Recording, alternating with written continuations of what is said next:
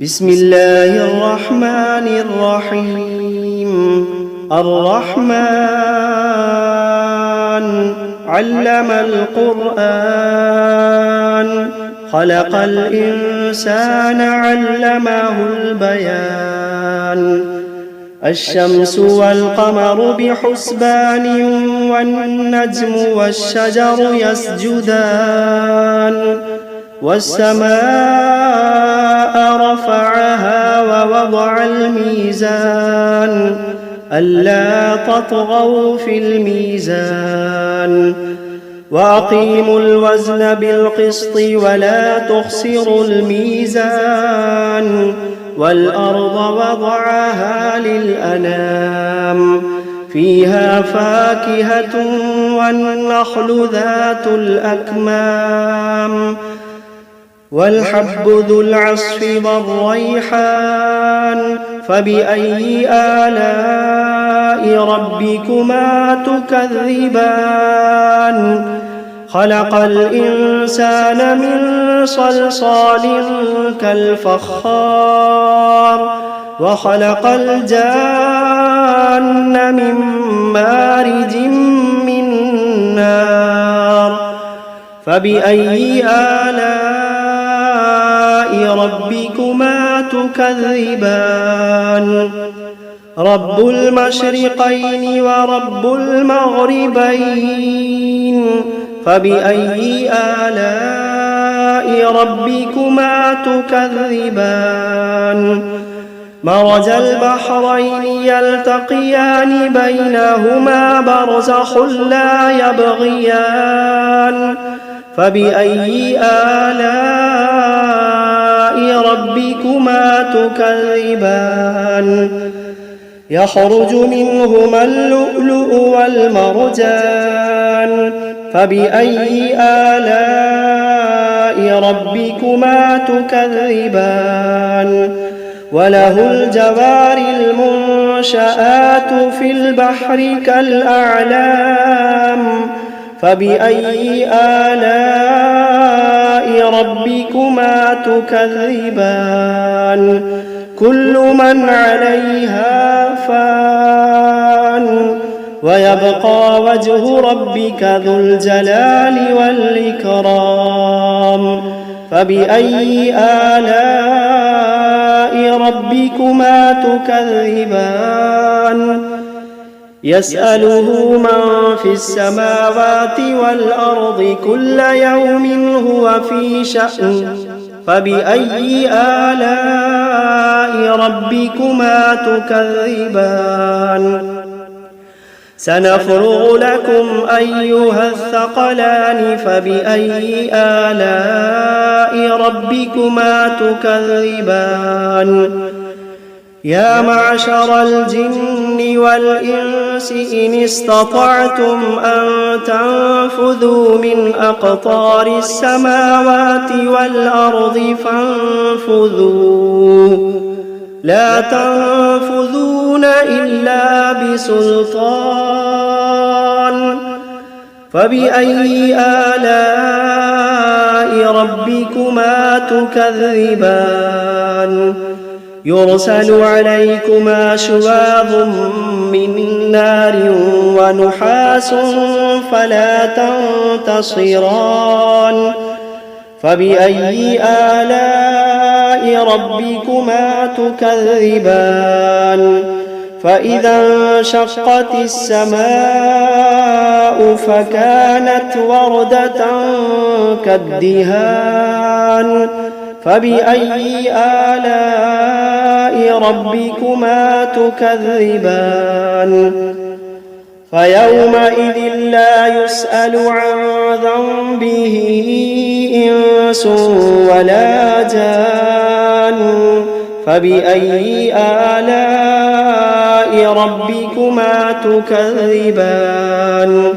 يعرف المجرمون بسيماهم فيؤخذ بالنواصي والأقدام.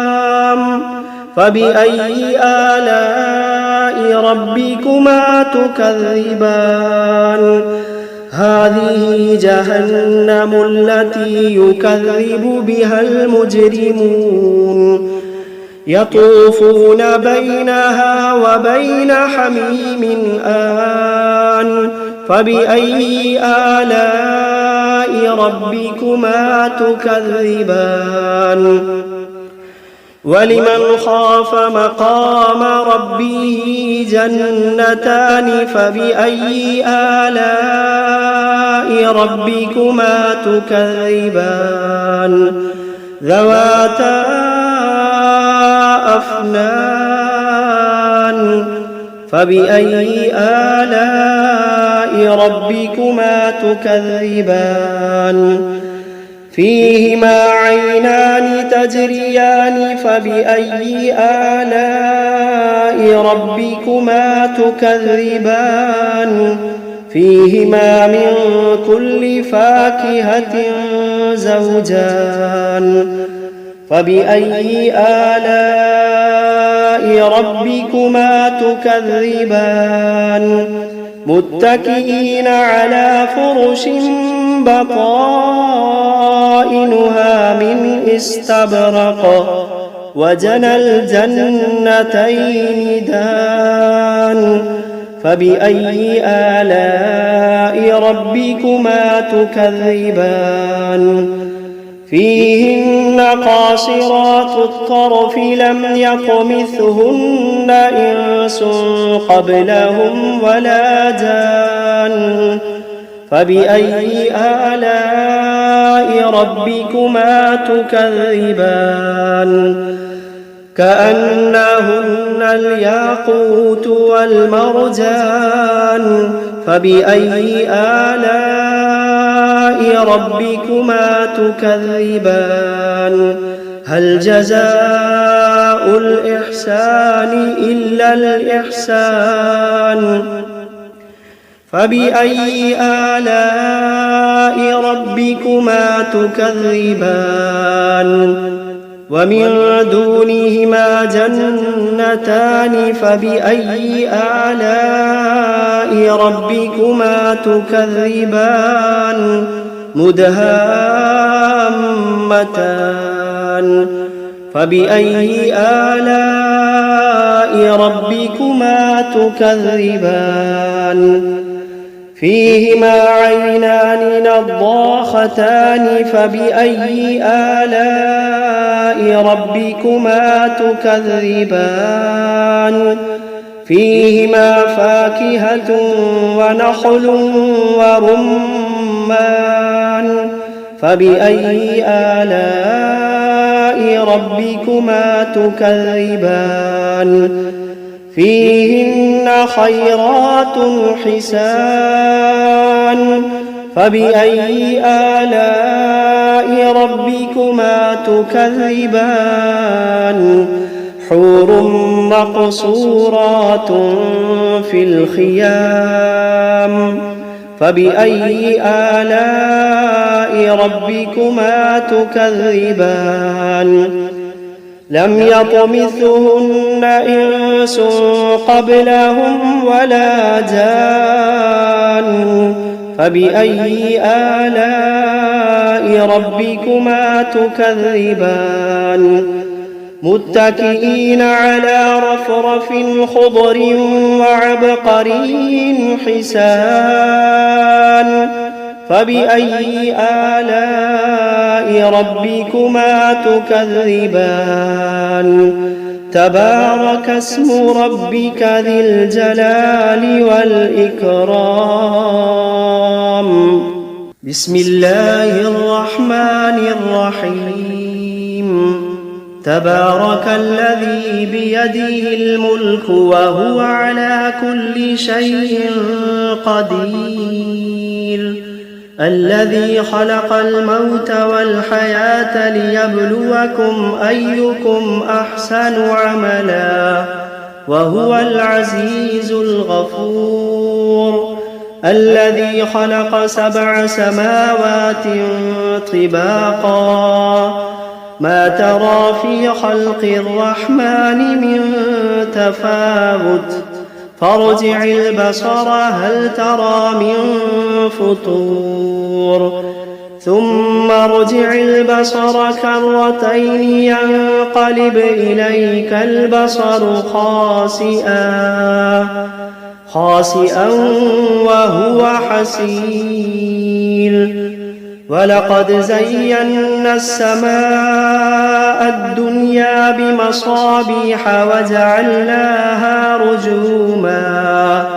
وجعلناها رجوما للشياطين وأعتدنا لهم عذاب السعير وللذين كفروا بربهم عذاب جهنم وبئس المصير إذا ألقوا فيها سمعوا لها شهيقا وهي تفور تكاد تميز من الغيظ كلما ألقي فيها فوج سألهم خزنتها ألم يأتكم نذير قالوا بلى قد جاءنا نذير فكذبنا وقلنا ما نزل الله من شيء إن أنتم إلا في ضلال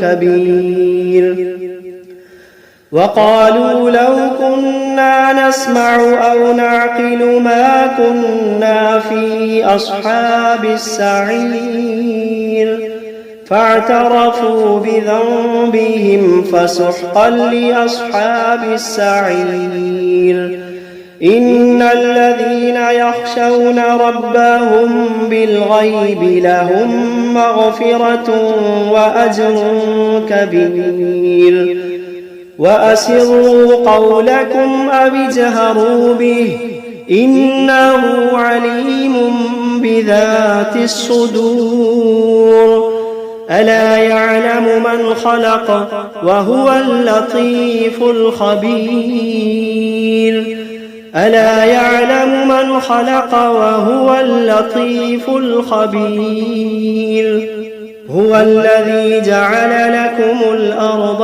ذلولا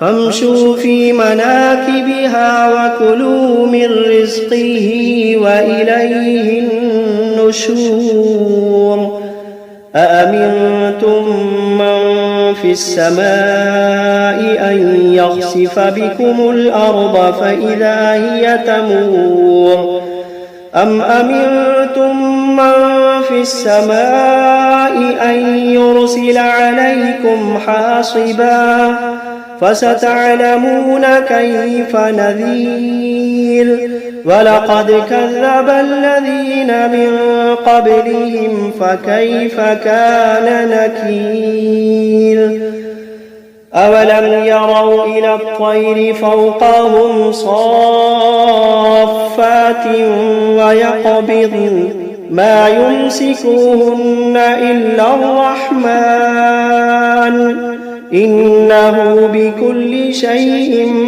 بصير أمن هذا الذي هو جند لكم ينصركم من دون الرحمن إن الكافرون إلا في غرور أمن هذا الذي يرزقكم إن أمسك رزقه بل لجوا في عتب ونفور أفمن يمشي مكبا على وجهه أهدى أمن يمشي سويا على صراط مستقيم قل هو الذي أنشأكم وجعل لكم السمع والأبصار والأفئدة قليلا ما تشكرون قل هو الذي ذرأكم في الأرض وإليه تحشرون ويقولون متى هذا الوعد إن كنتم صادقين قل إنما العلم عند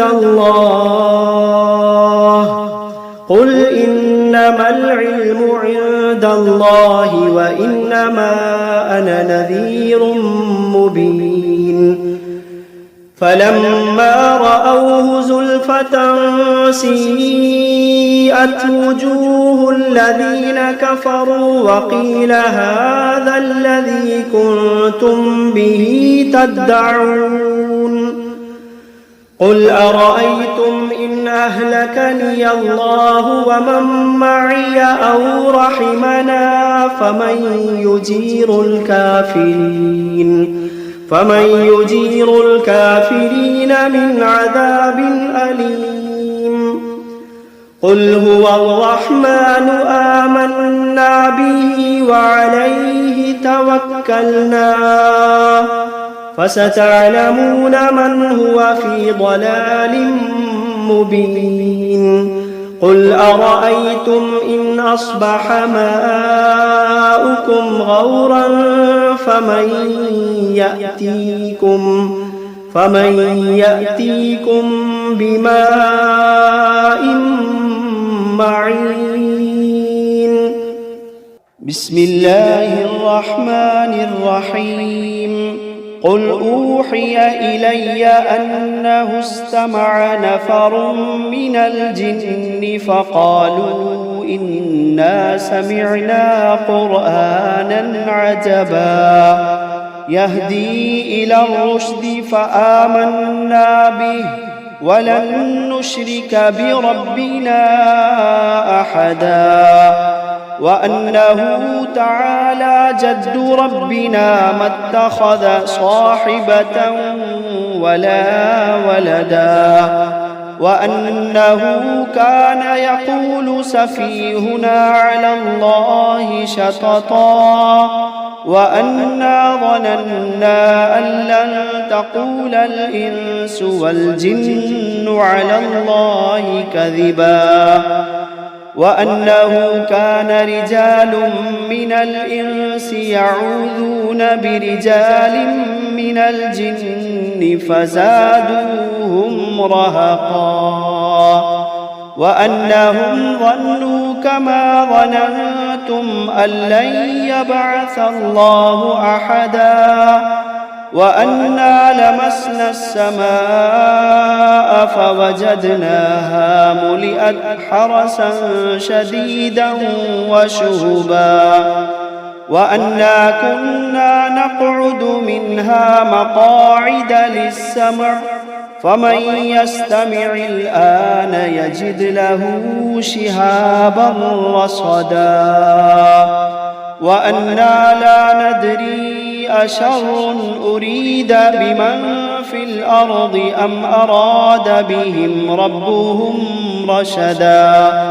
وأنا منا الصالحون ومنا دون ذلك كنا طرائق قددا وأنا ظننا أن لن نعجز الله في الأرض ولن نعجزه هربا وأنا لما سمعنا الهدى آمنا به فمن يؤمن بربه فلا يخاف بخسا ولا رهقا وأنا منا المسلمون ومنا القاسطون فمن أسلم فأولئك تحروا رشدا وأما القاسطون فكانوا لجهنم حطبا وأن لم استقاموا على الطريقة لأسقيناهم ماء غدقا لنفتنهم فيه ومن يعرض عن ذكر ربه يسلكه عذابا صعدا وأن المساجد لله فلا تدعوا مع الله أحدا وأنه لما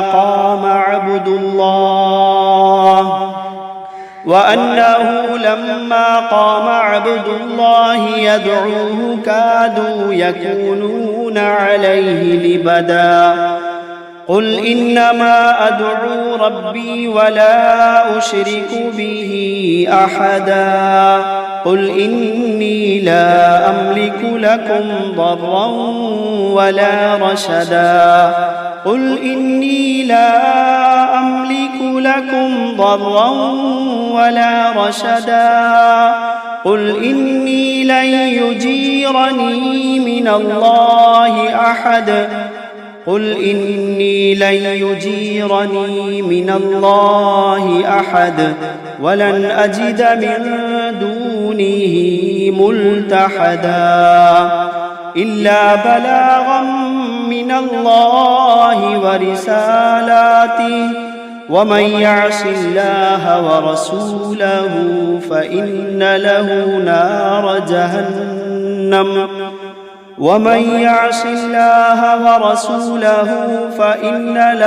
نار جهنم خالدين فيها أبدا. حتى إذا رأوا ما يوعدون فسيعلمون من أضعف ناصرا وأقل عددا. قل إن أدري أقريب ما توعدون أم يجعل له ربي أمدا. عالم الغيب فلا يظهر على غيبه أحدا إلا من ارتضى من رسول فإنه يسلك من بين يديه ومن خلفه رصدا ليعلم أن قد أبلغوا رسالات ربهم وأحاط